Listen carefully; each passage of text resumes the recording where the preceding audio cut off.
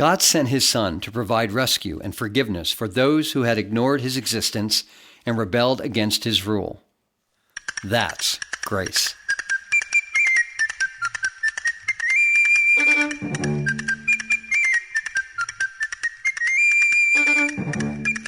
If you had to summarize the Christmas story with one word, what word would you choose? Now, your word would have to capture what this story points to as the core of human need and the way God would meet that need. Do you have a word in mind? Maybe you're thinking that it's just not possible to summarize the greatest story ever with one word. But I think you can. Let's consider one lovely, amazing, history-changing, and eternally significant word. It doesn't take paragraph after paragraph, written on page after page, filling volume after volume, to communicate how God chose to respond to the outrageous rebellion of Adam and Eve and the subtle and not so subtle rebellion of everyone since. God's response to the sin of people against his rightful and holy rule can be captured in a single word. I wonder if you thought, I know the word, grace. But the single word that captures God's response to sin even better than the word grace is not a theological word. It is a name. That name is Jesus. God's response wasn't a thing. It wasn't the establishment of an institution. It wasn't a process of intervention. It wasn't some new divine program. In his infinite wisdom, God knew that the only thing that could rescue us from ourselves and repair the horrendous damage that sin had done to the world was not a thing at all. It was a person, his Son, the Lord Jesus. God's response to our rebellion was to give us himself. He is the great redeeming, transforming gift. He is the rescue. He is the forgiveness. He is the restoration. He is life, hope, peace, and security.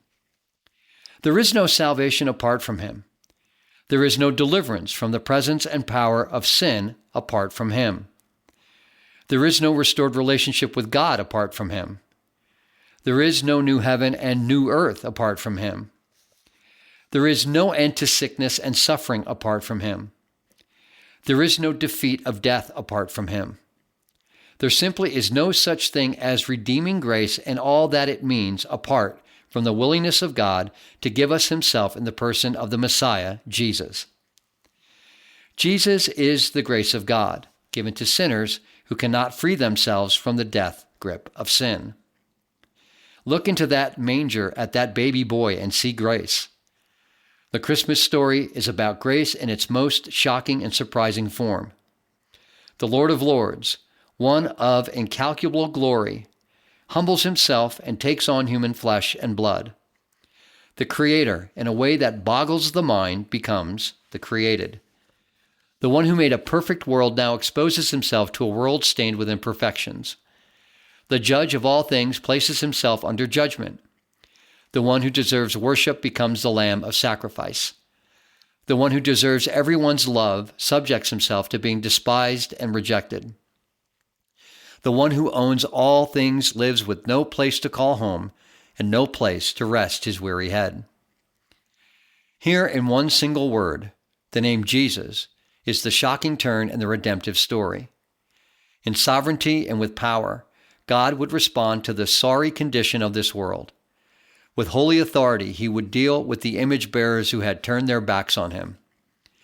Yet he would deal with the ravages of sin not with the tools of judgment, but with a single tool of grace, Jesus. You simply cannot use the word grace without connecting that word to Jesus. Yes, it needs to be said again and again and again. Jesus is the grace of God to sinners. Without his life, death, and resurrection, grace would be a sentiment devoid of any helpfulness. Without the gift of Jesus, grace would be a promise with no power. Without the presence, life, and work of that baby in the manger, there is no light at the end of the tunnel for sinners. There is no happy ending for rebels. There is no home waiting for the lost. There is only darkness, defeat, judgment, and death. This season, in the midst of all the celebrations and gift-giving, be careful to remember that at the center of what we celebrate is one game-changing, life-altering, hope-giving reality. Grace is a person, and his name is Jesus. God knew that nothing else would ever repair what sin had broken, so he gave us the ultimate gift of gifts, the gift of his Son. It's not enough to say that Jesus came to preach grace to us. It's not enough to say that he came to give grace to us. No, Jesus is God's redeeming grace, given to those who without him would have no hope in life or death. Now that's worth celebrating, not just on one special day, but on every day of your life, and for the rest of eternity too.